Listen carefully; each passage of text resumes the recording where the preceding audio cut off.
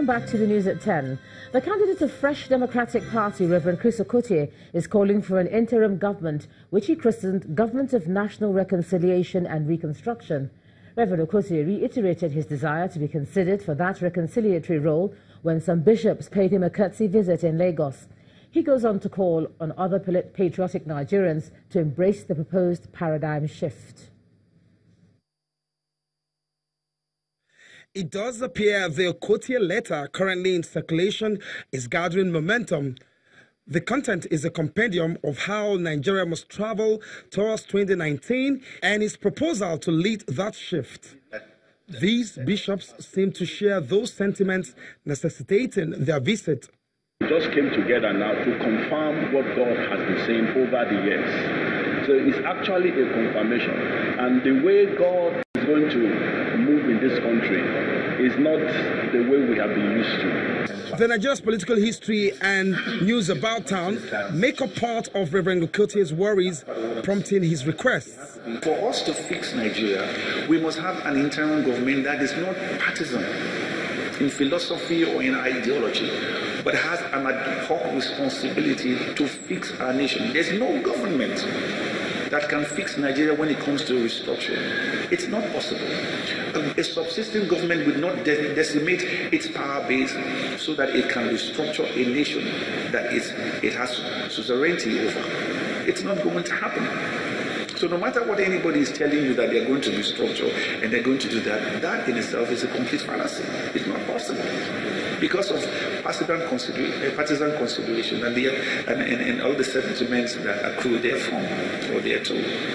By calling for an interim government, how exactly will it be constituted in tandem with its aboriginal democracy stance? There are existential adversaries that confront us right now that require a paradigm shift.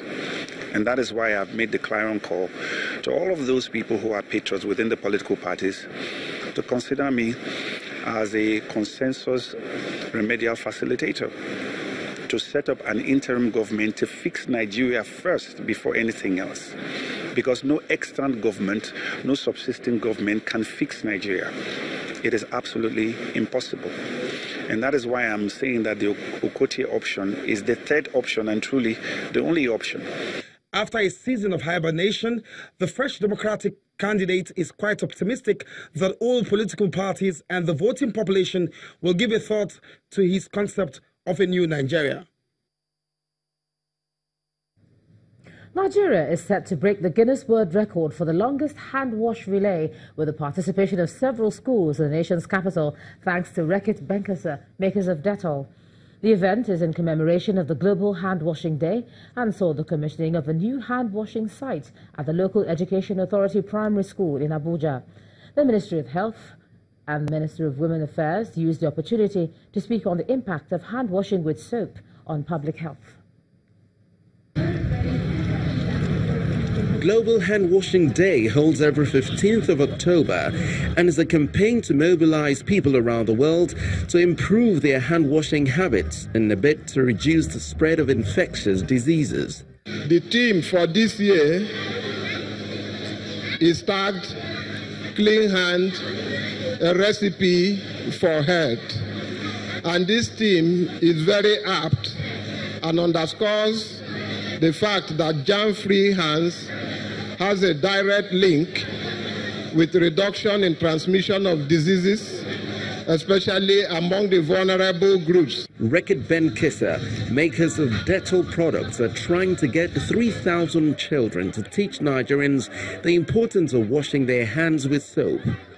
Over the last many years, since 2010, Reckitt and Nat'l has been partnering with children, with teachers, doing a hygiene program. We have touched 7 million children and teachers till now. From 2013, we have distributed about 4 million hygiene kits to pregnant women. The longest hand-washing relay record was held by the Rotary Club of India, with 2,669 participants. With the help of Nat'l, Nigeria is set to break that record. The event also features the commissioning of a new hand-washing site at the school. Washing your hands with soap reduces respiratory and intestinal diseases by 25 to 50%, especially amongst children. Every single day before you go to school and immediately after you come back from school, and when you use the toilet or go do whatever you do, you make sure you always wash your hands first. Fostering a general culture of hand washing with soap in all societies is one of the aims of Global Hand Washing Day, and Pt.3, makers of Nat'l, through initiatives like this, have already aligned with that goal. Olasukomi Samuel Okwefa, an English language teacher from Govt Day Secondary School, Abuja, has emerged as this year's Multina Teacher of the Year. Okwefa defeated 25 others that emerged as state champions in a keenly contested year-long quest for the best teacher in Nigeria. Multina Teacher of the Year is an educational support initiative by Nigeria Breweries PLC.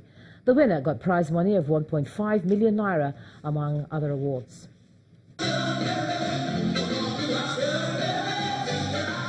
This is what Nigeria Breweries has been doing in the past few years. NBPLC has committed to enhancing education by providing infrastructure and developing human resource, the teachers.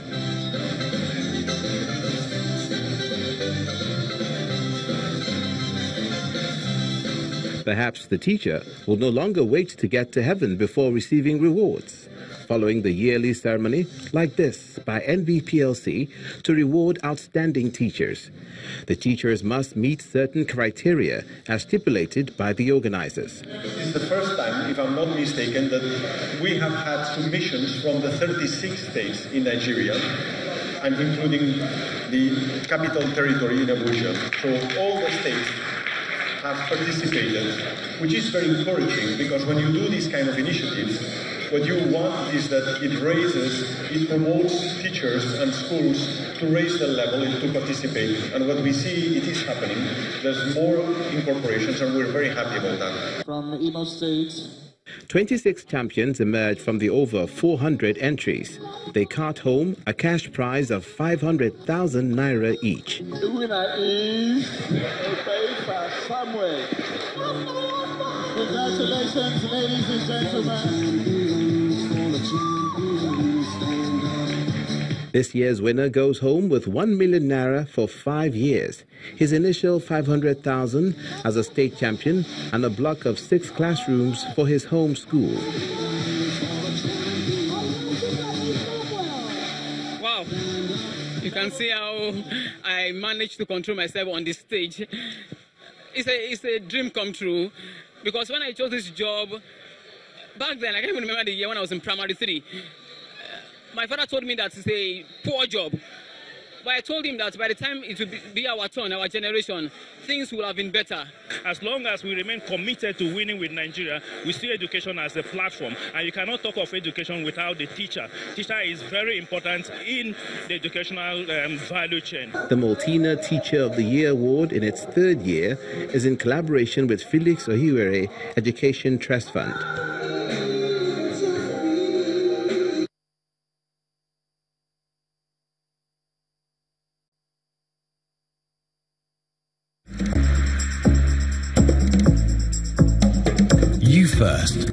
First Bank.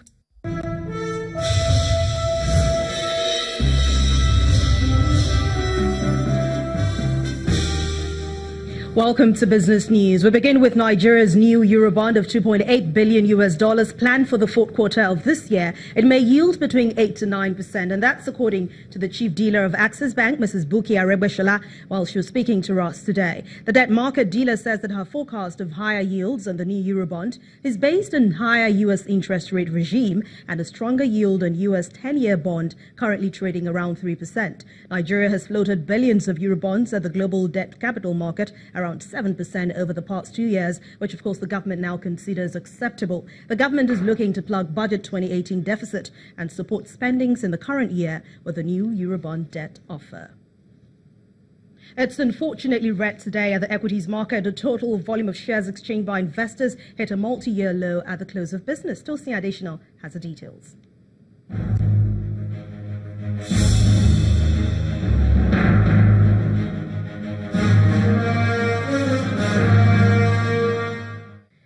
and welcome to the Stock Market Report.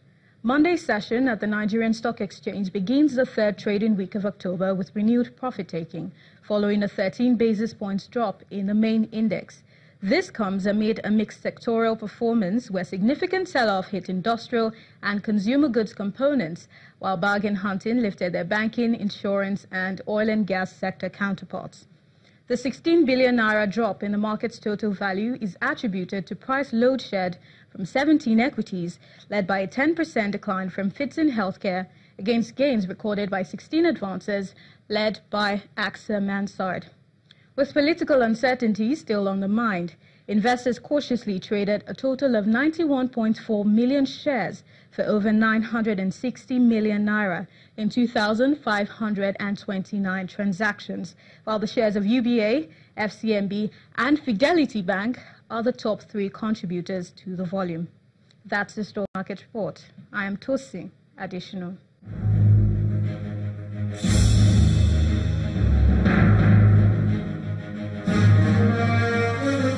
Thank you, Tosin. Asian stock markets have ended hours ago, also in the red, hitting their lowest level since November 2014, and investors remain very cautious following global sell-off last week. Meanwhile, it's mixed close for other major world markets. Stay with us.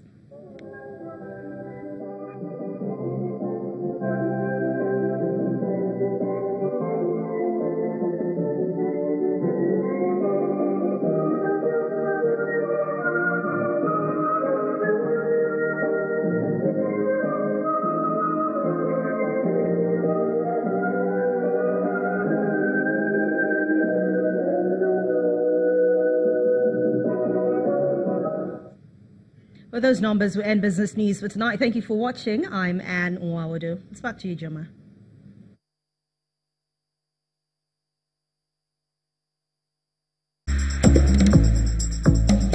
You first. First Bank. Thanks a lot, Anne. Still ahead of the news at 10, Nigeria's Super Eagles arrive in Tunisia ahead of tomorrow's crucial African Nations Cup qualifier against Libya. That's on sports. Stay with us.